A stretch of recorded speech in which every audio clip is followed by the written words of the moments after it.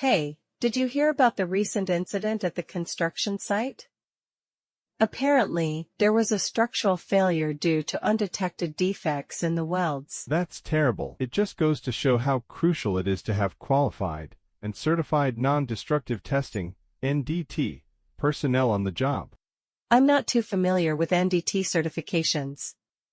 Can you explain what they are and why they're so important?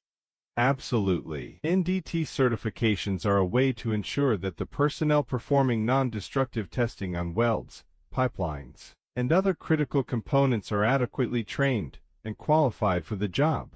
I can see why that would be important. But how does one become certified in NDT?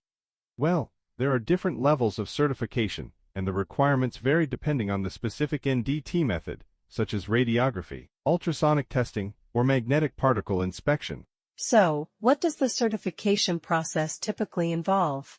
It usually involves a combination of formal training, practical experience, and written and practical examinations. The certifications are issued by recognized bodies like the American Society for Non-Destructive Testing, ASNT, or the Canadian General Standards Board, CGSB.